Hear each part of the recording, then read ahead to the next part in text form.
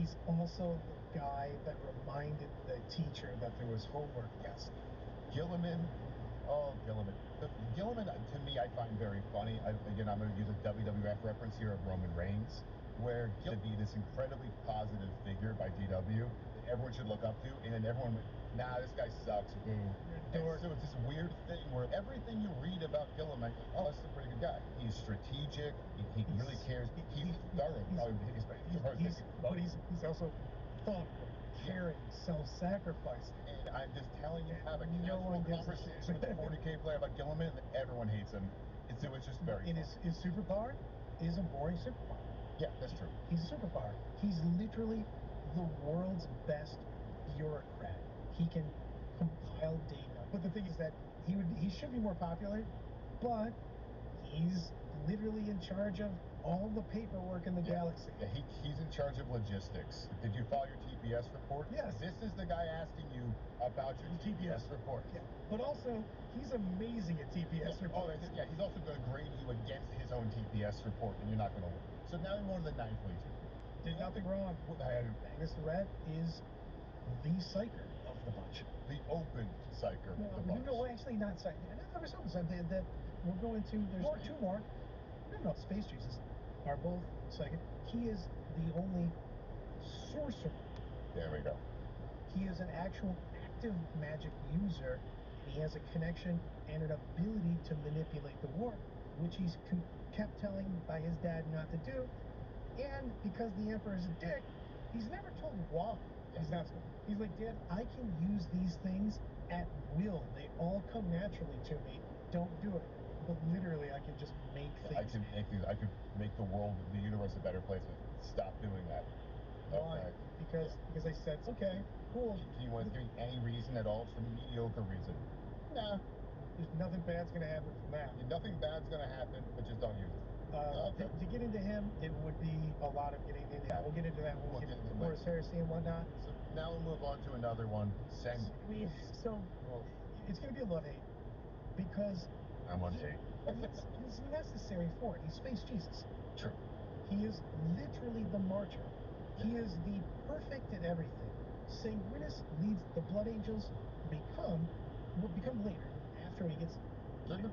He's Space Jesus. He is perfect at everything. He is literally a giant angel. And when I say angel wings. He has wings. Yes. Angel, not like busted up wings. He has 8 wings. He is literally. I don't know what they're for. They also have jetpacks, but he's got wings. Exactly. And he also kind of flies by sleep. But they don't actually flap. But they look cool when he stretches them out. He is the ultimate Mary Sue. He is perfect at everything. He is humble. His Legion loves him because he shows up and says that he's worthy, blah, blah. His books are actually really good. He is such a ridiculously OP character, which is the why you don't like him. Because he's so OP. He's an anime hero. Then we move on to the 11th Legion, which is Lionel Johnson. Oops. You're going to learn, actually, I don't like most of the Primarchs, so you're going to hear me going to a lot of these. I don't love everything about the Lion. Midlife crisis Lion, love everything about it. In the beginning, Lion is dour. He's grim. He's supposed to be an old, even more, he's not even a nice as Charlemagne. He's an old school, almost like he's Arthurian. Yeah. But with less fun. Yeah, that's the thing about him. He's just so serious. Like when your Legion's power in the game is called Grim Resolve. They were a fantastically successful chapter. One of the largest chapters, if I'm not mistaken. He's a fantastic leader. It's just a bummer. He's a knight from the Dark Ages is what they based him. He has took his vows. That's all that matters, is that we do what the Emperor tells us to do. Period. We do our crusade. We're wildly successful in the crusade. But also, you don't ask questions. You took your vow. That might also come back to bite him later. We'll talk about that. Nothing could go bad there. Then we go into the 12th Legion, which is Pedorov. No foreshadowing here. We've got a guy that's the ultimate siege warfare. Weirdly enough, his least favorite brother is the guy that fortifies things. Like any good family, you got 2 brothers, and their purpose in this world seems to be to just annoy each other. And that's what it is. One of them builds a sandcastle, And the other one comes and kicks the wall of the sandcastle. Screw you on this. I'm telling this because it's my favorite story. Because I don't think Perturabo ever went to Chaos.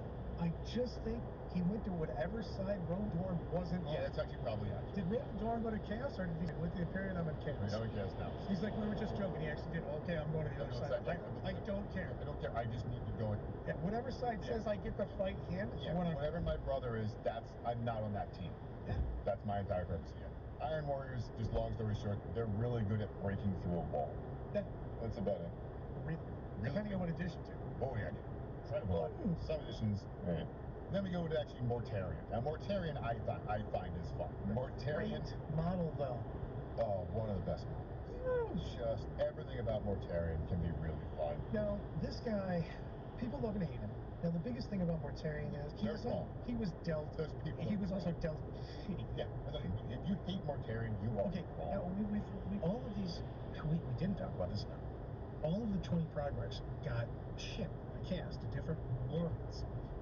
The Emperor finds them in different states of time. So like a lot of these, he doesn't find any of them until they're at least adults. Yep. So they have then to live their lives on these planets. Some of them took over the whole planet. Some of them did not. Actually, all of them took over their planet except for 2 or maybe 3. So plus the redacted. Yeah, well, maybe they did actually. Well, we did not. I apologize to everybody for this. We did not do a good enough job of that. These guys have just lived their adult lives, basically. They grew up on these planets.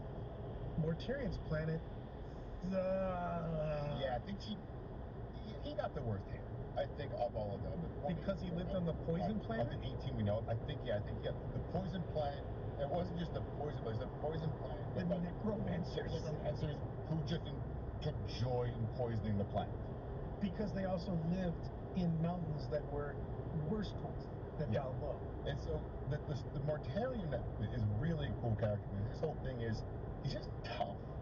Well, his win was that he lost so many battles, but he just ground them down eventually and went, I'm just going to keep doing this. Yeah, he basically was the inverse of the Pyrrhic victory every single time. Yeah. We're just like, oh, you're going to try and beat me? Oh, all of you are going to die in the process. And when that's over, I'm still going to win. We'll be right back after a quick break. Det kræver noget ekstra hold træning. Du vil forstå, hvad Sorry, I'm sorry. I accidentally was going to skip him because in my hatred of Rogal Dorn, I never acknowledged the fact that Lorgar of the Road Barriers exists. Lorgar was always telling everybody how the Emperor was a god and you should worship him, even though the Emperor was standing next to him going, I will literally punch you in the face. And he eventually got mad and he caused the entire downfall of the Imperium.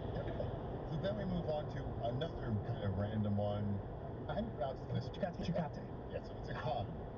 So when GW had to write a Primarch, it's Genghis Khan. That's what they did. They decided to go with Genghis Khan while on a bicycle. No, they're not Viking. They're literally Genghis Khan. Genghis Khan. They are Genghis Khan. They are Mongolian horde, and they are to give them props on it, they are wildly the best people on any, if they're mounted on anything, it doesn't matter what futuristic version of it is, they are the best. Like one of those horses on a stick, the horse heads on a stick. Doesn't matter. They'd still be amazing. They'd still be incredibly fast. It'd be the best you've ever seen. And the thing is, that's their shtick, is they can basically use both hands, both feet, and drive with their knee and maybe their nose. They're super good at anything. None of you can see the death staring at me, Brad. This is incredible. Yeah. Unfortunately, we're going to move on to the 16th Legion, which is Conrad. No, you are getting it, fortunately. Because if you haven't read his book, it is fantastic. The books are great. This is, you play longer. Have Night Lords ever been good? No. They are perennially given the most useless traits. Just every time. An insane planet, basically a prison planet, ruled by psychos. And he became a hunter in the dark. Like when I say hunter, he hunted down crime lords as super Batman if he had real problems. Yeah, Batman with superpowers. Batman with superpowers, also with a lot of mental health issues. Because he hears voices. He also sees the future. Conrad Cruz gets his own legion, which he populates forbid murderers from a prison. For a cruise. Also, read his book. He has a fantastic book where he's caught and basically escapes and does Alien in 40K. And he is, well, full praise. He is, wow. Like, it would be way cooler if the 9-foot tall guy wasn't completely off the deep end. Well, then we go to the 17th Legion. So this is going to be... It's the Red Angel. And Angron's actually a really cool story because he's actually tragic. This is actually one of the better writings I think GW did. Maybe actually, I think it's actually the best written primer because it is someone who's born of compassion, born of normalcy. Well, his superpower is literally he is the empath of the primary. Yep. He feels everything. He knows other people. He can immediately understand. And unfortunately, he gets down on the gladiator planet And he's tortured into insanity. Yep, and he's literally put nails into his cerebral cortex, which make it so he is full of rage all the time and has no empathy. I would say Angron's really, I think, if you like a well-written story, if you like really good in-depth character studies, Angron's impressive. Angron really are great. You have nothing but empathy for him, despite his actions being terrible. Well, he's his own worst enemy on the fact that everything's against him. He almost succeeds, and then he does that time until he does it now. Chaos. He does that where he almost achieves his goals, and then he doesn't. Then we go into 18th Legion. Korax, who is literally a ninja. Yeah. His entire legion is ninja. So he makes his legion into super stealthy forward operators. He can infiltrate things that shouldn't normally be infiltrated because everyone was taught right away, becoming legion, how to basically forward deploy even your heavy kind of things so they can take people by surprise. Then we'll move into 19th Legion, Redacted. also redacted.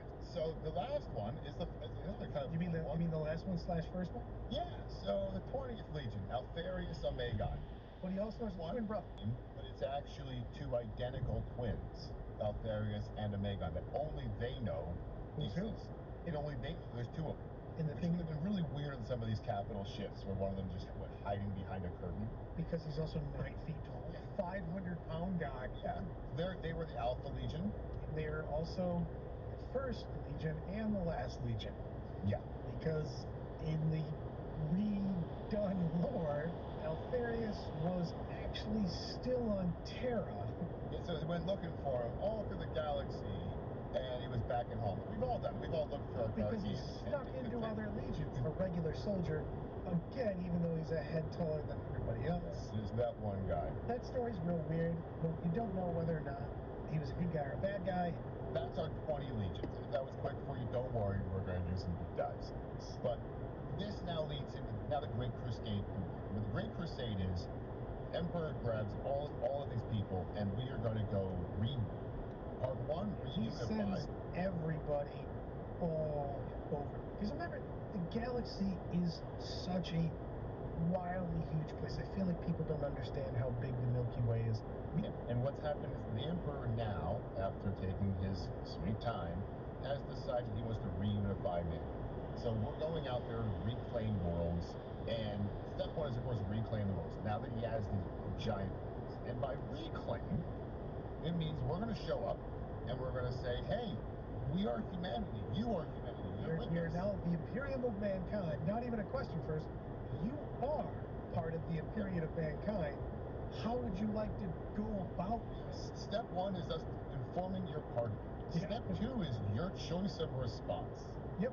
You can disagree with that, at which point you're going to engage through the Space Marines.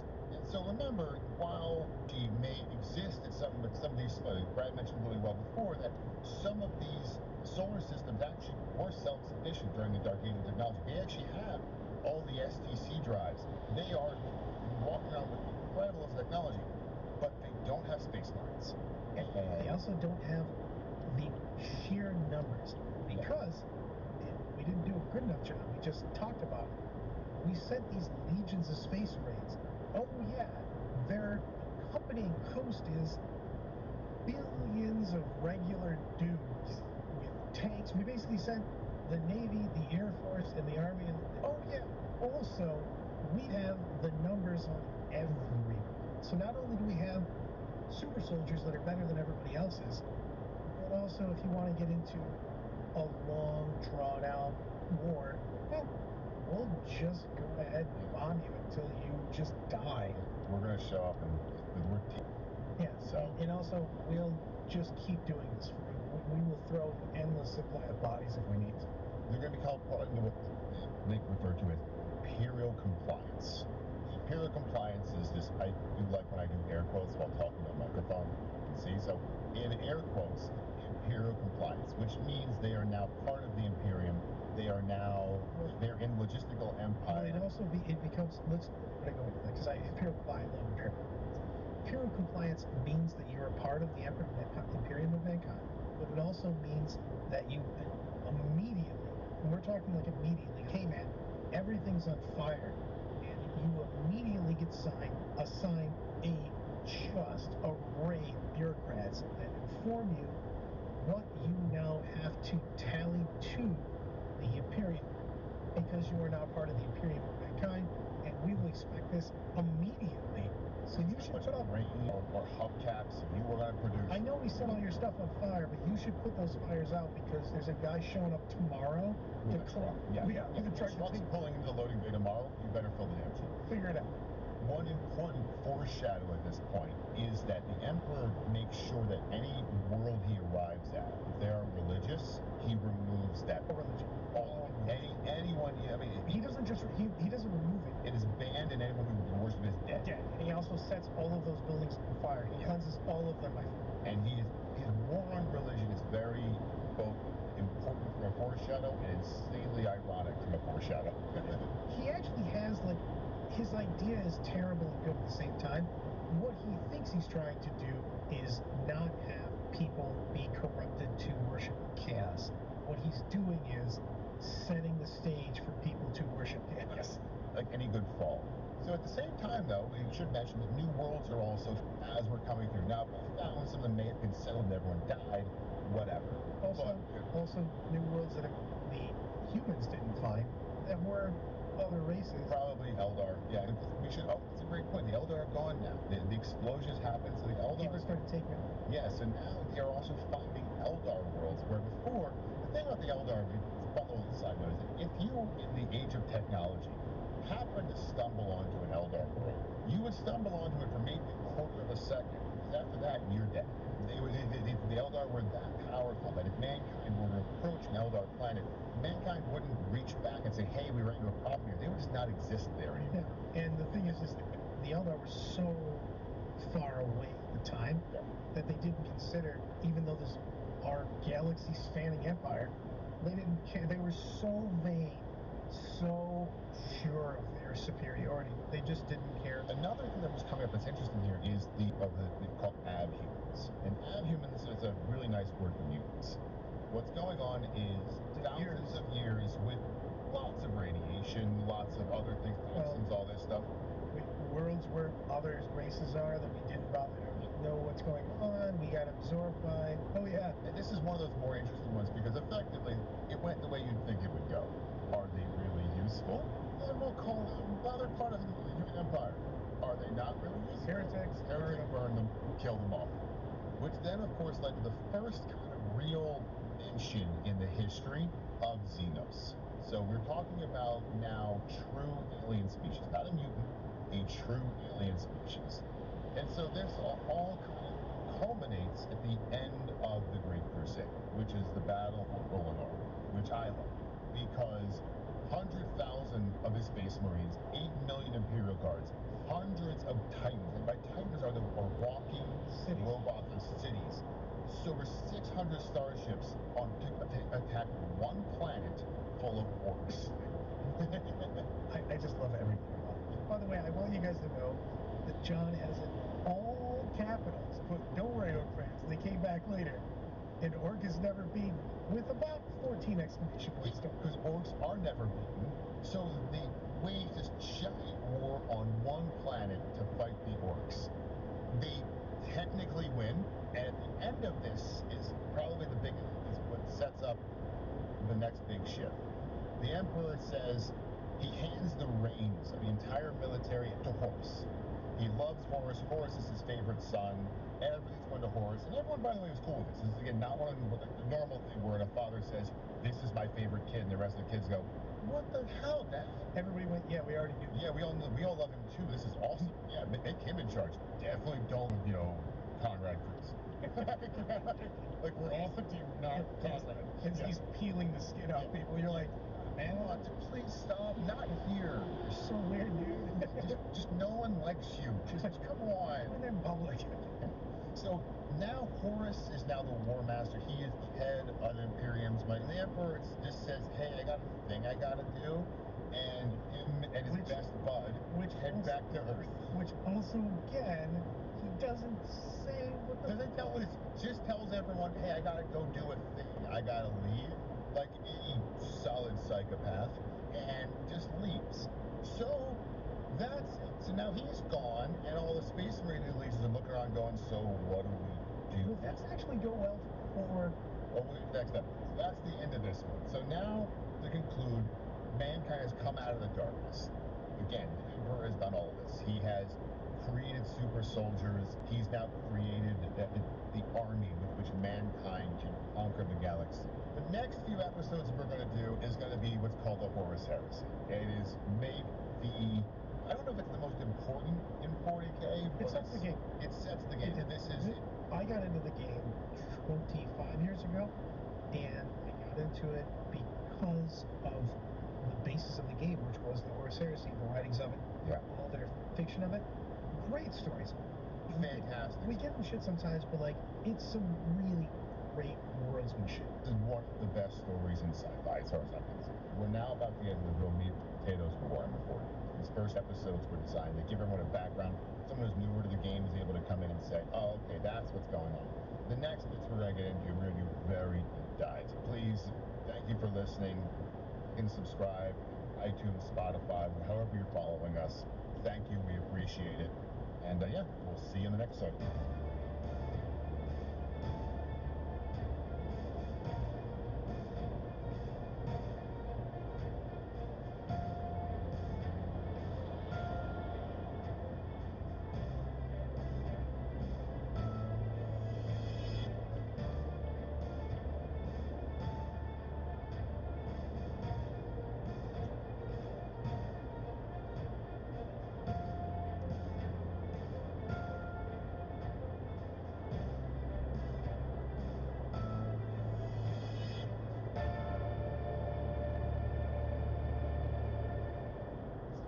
Søger du en lejebolig til dig eller familien?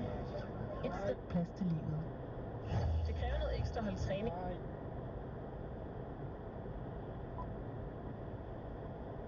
Ready to launch your business? Actually save you time. Et fastelavnsbolle i uge 2 op til 70% på Sivert.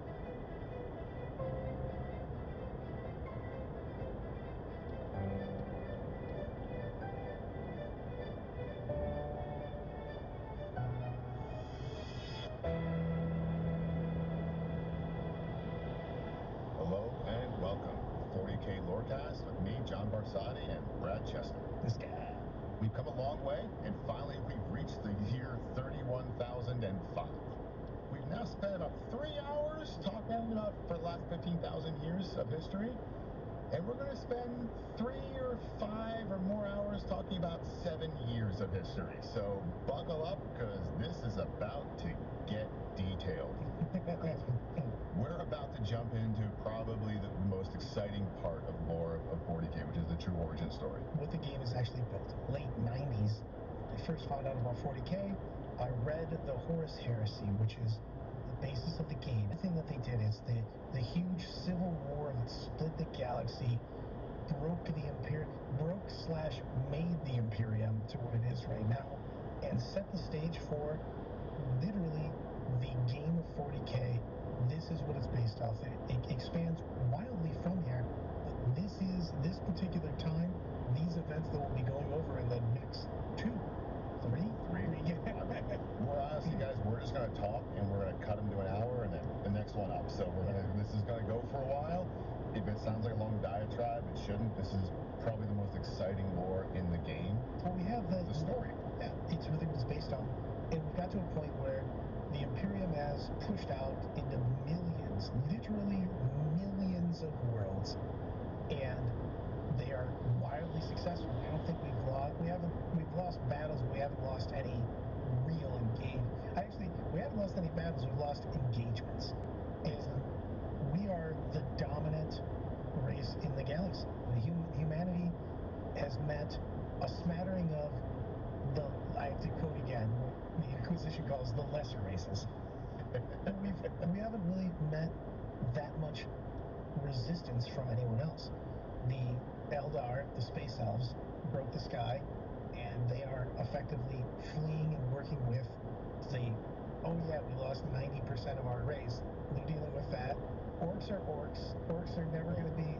The orcs are actually where we're going to start. It's true, but I'm saying the orcs are a big issue, but orcs are typically a coordinated issue unless a great war chief has called a walk.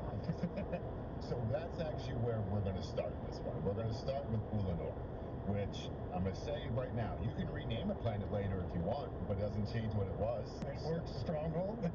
So orcs, an important piece of the game that you're going to hear me say over and over again is orcs are never me. We'll have 1 to 42 episodes on orcs. Brad wants to do Eldar forever. I will do orcs forever. Yeah. We will give it Tau a solid 15-minute episode at some point. I'm just kidding. Whoa. That seems too... It's in there, maybe 10. Tau exists. Boom. Next episode. So we're going to start with at the end of the Great Crusade. At this stage, mankind has reconquered the galaxy. They have brought old worlds back into the fold. Millions of systems have been brought in. And there was one persistent problem. They would run into lost versions of mankind and they could conquer them. They would run into xeno species and they would kill them. Then there were the orcs, and the orcs actually were an issue. They get to the system, and then Ulanor is one of the planets in the system. Ulanor is where the Great Orc sits. This is a giant orc army. And when we say giant, just for record, orcs, if you've ever seen an orc, tend to carry a pistol and a club. That do not work unless they bleed. Exactly. And it took 9 Primarchs, 100,000 Space Marines, 8 million Imperial Army, just soldiers, thousands of starships, and over 100 walking titans to defeat these orcs. At this battle, they finally defeat the orcs at Ulanor, and it becomes like this great achievement for mankind. Well, the biggest thing is that the orcs were kind of centralized here. Mm-hmm. The orcs had been... One of the biggest thing that was problem for the Imperium taking on the orcs was the orcs operate in warbands. They have the biggest and the best rocks, however many people you can get together with them, but they're all over the place. They don't really have a centralized structure because it seemed like they were always stomping out fires, but another fire would show up. So it was a big deal. This is why they went so hard in Ulanor. It was a chance to take care of this persistent problem that had been going on for literally hundreds of years. Yeah, and orcs are, and for those who don't know, you don't want orcs on your planet. They ruin the property value. Severely diminished property value. Also kind of murder every single person. This is going to be the Emperor's big push. We're going to conquer Ulanor. We're going to stamp out the orcs, so he brings the full party. 14 legions are present, 9 Primarchs. And a legion is legitimately thousands of space marines and uncounted Imperial Guard. They effectively have the Navy with them. Each of the legions has its own Army, Navy, Air Force, and they are the Marines. But they have millions of guys with them. So it's not like a few guys showed up. No, like the Marines come with a posse. It's kind of like you're talking about the 300 story when they're like, there was only 300 guys there. Like, wasn't there like thousands of other guys there? Yeah, they were there, but not really. So at the end of this, and Ulanor got a big moment. They defeat the orcs. And not only do they defeat the orcs, they actually decide to pave the planet. So they actually bring in the Admech, who then destroy all the orc structures. Pave the planet, and they have a giant parade. This is the end of the Great Crusade. We have unified. This is also the beginning of the end, because this set the seeds of doubt. Because possibly the biggest uniting moment that they've had. It's literally a 200-year crusade that is now at the pinnacle. We're celebrating it. And then Bad English Dad says, I'm going to take off. And they go, what are you going to do? He's just like, I'm going to do some stuff. Where? What kind of stuff? You know, stuff. And then he effectively smoke bombs and leaves. Yeah, and he doesn't just do that. So not only does the Emperor leave and not tell them where he's going, but he also... specifically why he's doing it. Yeah, or why. He just says, all right, I'm out. And the first thing he does is well received. He makes Horace the leader of the military. Makes him the war master. You are the war master. However, just the military. And this is interesting. The Emperor does something that I think, my personal opinion, is a smart one. He decides not to hand the reins of the empire over to his, what I'm going to call them, children, because they are. He instead hands the reins to mankind. And he creates a council of terror. This is going to be... The High Lords of Terra have been sucky since the beginning. Thank you. I'm going to do... You know what? I'm going along. I'm disagreeing with you. Fair enough. You know, I'm going to go with everybody listening. I could hand it over to hyper-intelligent, able to handle anything, or I can find the most corrupt bureaucrats ever and say, you need to rule my millions of systems. What bad could happen? But the flip side is one of those people that he would have handed it over to was Morgar. I mean... Another one of them was Lehman Russ, who might have just... All right, look, you're handing it over to Bobby G. Move on with your life. I mean, we know how this is. We may know how this works itself out. But so what the Emperor does is he hands it over to a group of quote-unquote mortals, because one of them was Malkador, so quote-unquote. You know, Kelbor Hall of Mars, Constantine Valdor, the Masters of the Astronomica, the Masters of the Telepathia, then the Adeptus Administratum, which is a laziest naming I've ever seen, where we're going to go with, we call everything Adeptus, cool, what's them? Well, they're in charge of administration. I cannot think of a lamer title than Adeptus Administration. Anyway, so that's what they name it. And so this is not well received by the Primarchs who expect them to take over, because they're superhumans, and Brad's right. Well, it's not even that. In all the stories that put it there, the Emperor is always kind of, I don't know if he's ever just straight stated it to them, but it has always been implied, or at least from them inferred, that they were going to rule this new imperium of man. They were going to inherit Dad's business. Exactly. They were his sons. They were going to rule over his empire. And that was always what was thought. Always, 100%. And now they're being told not only are they not inheriting it, but they're actually going to have to listen to the people they could physically crush with one hand without even thinking. Yes. Like these people don't even compare with them. They're also, in their mind, smarter than these people. And, they probably were.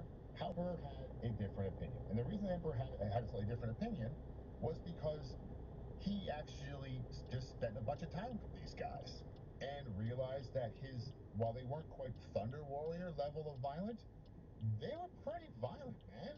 And this is an issue. And most of them had serious flaws. And that's actually what most of the stories, we'll get into a lot of that. The Primarchs are so powerful that lore-wise, in the novels and all the stories, you have to give them personal flaws. Or no one wants to read that story. It is, though. So you have to make things. And most of the times, Primarchs fall is because of their own personal issues, not outside sources. It's always internal things that bring them down. And so, surprise, surprise, the Primarchs are getting really upset. They're happy Horus is in charge, although some of them are a little bit less happy than us. But that they really are sitting there saying, the Emperor betrayed us. And so now you've got super powerful beings who are feeling a lot of emotions, and there's a mildly famous franchise that circles around what happens when you're very powerful and you let your emotions overtake us. May or may not involve lightsabers. But that's where we're at. And so that's kind of, this is effectively the launch point. From here, now the seeds of doubt, the seeds of corruption, the seeds of traitor now can exist, because while up until this moment, with the exception of one, all of the... We'll backtrack a minute. Yeah. Well, let's do those together. Yeah. So we've got the stage is set for chaos. Yeah. The gods of the war to weasel our way in, because there wasn't, before we had a pretty much united front. We didn't have everybody completely unified. Everybody had the same goal, working forward. You had people with purpose. Now you had people with no real purpose. They were going to continue on because there was more, but like they don't have an end goal, because you were told you got to the end and now you're doing bonus DLC. Well, I mean, at the same time, I think one thing to keep in mind is that these are light years powerful beings, but they were reporting to the most powerful being in the universe. Well, there's no overseer now. Yeah, so now you have it's gone, and now I'm reporting your brother. Eric from accounting is now telling me that this world has to pay a tax, and they're not paying the tax. Well, it's also both. You have Eric from accounting that's giving you overtime, and the guy that's in charge of carrying this out is your literal brother, who you're cool with because he's the most charismatic guy in the family, but he's not your dad. Exactly. He's not your dad, who's again the most powerful being on the planet. For a couple flaws real quick. But I got to set the stage a little bit on this. Chaos was there, always has been there, and the gods were being born, but the Emperor, in his infinite wisdom, even though he's the smartest guy in the Imperium, this also occasionally makes bad decisions that are horrible. Like never telling his sons about what he's doing, for one. But two, the Emperor's view on chaos was, I won't let anybody know about chaos, because knowing about chaos empowers chaos. So if no one knows about chaos, then they won't power up chaos. So that was his view on that. The problem is that he didn't let others know that needed to know that chaos existed. So if we go back to, hey, we've had the seeds of doubt.